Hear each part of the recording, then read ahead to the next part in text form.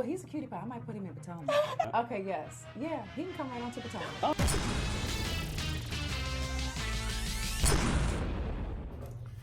Now, I know y'all caught that Real Housewives of Atlanta trailer as it dropped today. Y'all was like sending me messages, you know, DMs, all kinds of things like that. I was actually on a flight down to Miami because I needed to come down here and cast my vote. For some reason, I didn't get my absentee ballot, but I will not be stopped, okay? Will not be stopped. Anyway, let's go ahead and get into what we got to talk about today. This Real Housewives of Atlanta trailer, while I might be a little bit late, we still gonna talk about it, okay? We still gonna catch up on it, okay? Because to me, and I want y'all, you know, if you're watching this video, I want you to chat along with us, comment. I want you guys to tell me your top 5 moments, because we're gonna get into my top 5 moments. But I'm also gonna talk about, you know, what we rate this trailer, because you know we like to rate the episodes, we gotta rate the trailers. So for me, I'm gonna rate this trailer, and I don't know if you guys have seen it, I'll put the link in the description down below. I'm gonna rate it a solid 9.5, okay? I'm gonna give it a 9.5, and I'm gonna tell you why I'm gonna give it a 9.5 and not a 10. I give it a 9.5 because I felt like there was an over-reliance on the Strippergate storyline, which we've all heard about, and we know that's not even coming to the end of the season. So for me, I felt like it was lit. It got me excited. It got me crunk for this new season. But at the end of the day, I felt like we saw a lot of Strippergate type stuff, and I was hoping that maybe we would get to see some things that maybe we didn't really know about. Maybe we didn't know was gonna come up in the season. But you know, I still liked it. It still gave me goosebumps. You know what I mean? I saw it as I'm about to get on the plane, and I'm like, oh snap, this is crazy. Okay.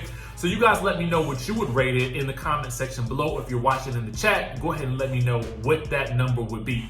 Now, let's get into what the streets have to say about it. So, BravoTV.com releases the trailer, and they let us know right off the bat that the premiere will be on Sunday, December 6th at 8 p.m. Eastern Standard Time. It says we'll be introduced to a brand new housewife, actress and singer Drew Sidora, which we knew, who is a friend of returning housewife Cynthia Bailey and just moved to Atlanta from Los Angeles. We'll see Drew navigate her new friendships with the Atlanta Housewives this season, as well as her busy home life as a wife and mom of 3, whose mother is currently living in the house. She says, I bring the flavor to Atlanta. Now, Drew will also be joined by fellow newcomer and new friend to the group, Latoya Ali, which we already knew, who seems to become fast friends with returning housewife Kenya Moore. In addition to Cynthia and Kenya, Kandi, and Porsha, they'll all be back, but we'll also have friends Marlo, Hampton, and Tanya Sam.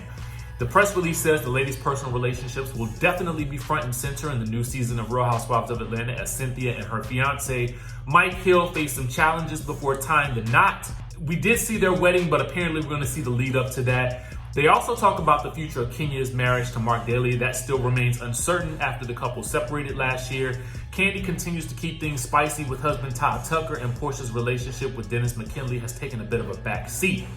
However, the Atlanta Housewives have plenty else going on in their lives to keep them busy, with Cynthia adjusting to her sister Mal, temporarily living with her at Lake Bailey, Kenya caring for her daughter Brooklyn, Kandi and Todd working on expanding their restaurant empire with an upscale steakhouse in Atlanta as they deal with some news about their daughter Riley Burruss's biological father and prepare to send her off to college, and Porsha actively supporting the Black Lives Matter movement and fighting for justice for Breonna Taylor, while also raising her daughter Pilar Jeanette. Now, it's when the Real Housewives of Atlanta ladies get together that always creates some truly memorable moments, and season 13 won't be any exception. When a night out gets especially wild, it looks like it's going to send shockwaves through the group. Now, you know, I gotta give you my top 5 moments. We've talked, this is everything that we know that's going on with the season. We've kind of talked about it a lot, you know, as we've kind of gone through the past couple of months that they've been filming. I'm gonna give you my top 5 moments. They're in no particular order. I want you to chime in below with yours if you guys have them. My first top 5 moment, or my first top 5 takeaway, I should say, from the trailer is there are only 5 main cast members. To me, now we haven't seen this since season, 1 and 2 of Real Housewives of Atlanta. And to be quite frank with you, I feel like we're cheated a little bit. You know, we didn't get a new structured cast photo shoot in terms of the ladies, you know, pose and all that good stuff like that. Basically, what we got was the chopped up version with Drew added in there, replacing Nene Leakes and Eva Marcel. I just kind of feel like, you know, were they looking to save some money this season? I mean, because I felt like LaToya Forever was going to be a shoo-in to get that spot, okay, to get that 6th spot. Especially with everything that she has going on with her marriage and, you know, the kids and her channel and her being featured so heavily in photos and stuff like that. I just really figured that she would be in the mix, like as official. But something must have happened behind the scenes. Either, you know, something went on with the ex, or, you know, something might have happened that would have prevented it. Typically, Bravo will not, you know, make someone a full-time cast member if they cannot show their full family life. So I'm assuming something may have happened behind the scenes with that prohibited her from really showing her day-to-day life with the kids and whatnot. Who knows? You know, and I guess, you know, we're gonna get Tanya as well as Marlo and LaToya as official friends. So we'll just have to see how that plays out. I'm referring to my notes right now. Second top 5 moment or top 5 takeaway is new character Drew Sidora. Now, we had heard that because she was facing an issue with her, I guess her Achilles, or she had some type of leg or foot surgery or something like that, some type of injury, okay? That filming for her was a little bit scarce at the beginning of the season. Now, that appears to have all changed, okay, as filming kind of commenced, which we had already heard. And she's looking like a little bit of a firecracker. But what I found interesting was that she talked about her and her husband at some point in time facing a divorce. And, you know, she talked about an instance where he had gone missing for 3 days. And I'm thinking about myself, like, where they do that at? As a couple, how do you go missing for 3 days? Like, how much sense does that make to me? Like, that doesn't make any sense at all. But what I'm kind of wondering is, because she says that they did at some point in time almost get a divorce, and then she's referencing this, I'm wondering if this is like one of those Shamari situations where they're bringing something back up from their past that maybe just wasn't really fully dealt with. Because it didn't seem like it was happening in the present moment. So we'll have to see how that plays out. But I'm interested in Drew and the missing husband, okay? I'm interested in that. Now, speaking of like husbands and situations and stuff like that, my third takeaway or top 5 moment is gonna be the breakups.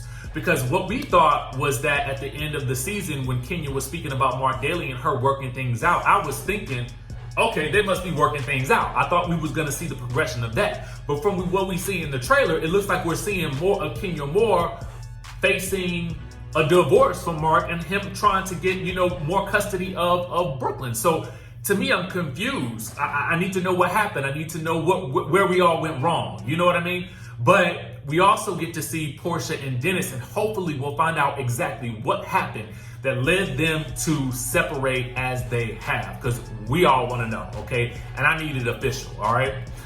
So then my fourth takeaway is, obviously, it's going to be Strippergate because, listen, it was featured so heavily in the trailer, okay? And I just feel like, I hope that the trailer is not misleading in terms of the action, because there was a lot of time dedicated to Strippergate and the aftermath. I guess what we need to know from that is who really did what with whom. You know, obviously LaToya Forever was involved in some capacity. Obviously Porsha was involved in some capacity, but there's questionable if Tanya was involved and how much she was involved. And then it appears as though she's just not filming anymore with the ladies. And to be quite honest with you, if she was not involved in this situation, I can't blame her for not filming, because why ruin your relationship when you ain't even making the pay of a full-time housewife to be compensated for your pain, okay? So we'll have to see how that plays out, but I don't think we're gonna see much more of Tanya as the season goes on, as they're continuing to wrap up filming now, because she definitely wasn't on that cash trip at all. Then we have my number 5 moment, obviously, is filming amidst, you know, global events. You know, we see a lot of, you know, the Black Lives Matter movement with Porsha. We see a lot of the pandemic and how the ladies deal with that, the planning for Cynthia's wedding. They talk about social distancing. you know, there's a lot of that going on. So it'll be interesting to see how they cope with it, how filming shows it. If we see any breaking of the fourth wall, we did see a moment where Kenya is not invited to an event, or she's disinvited to an event, and she turns and asks the producer, you know, did you know about this? And the producer's like, no. So I want to see a lot more of those moments this season as well, just because I like that sort of thing. Let me know if you feel the same way. Let me know what you guys thought of the trailer. This is my sort of review on that, you know, because I knew we needed to talk about it. We needed to have a discussion about it because, listen, it looks lit. It looks lit. Let me know your thoughts down in the comment section down below. Make sure you guys hit that subscribe button, and I will catch you in the next video.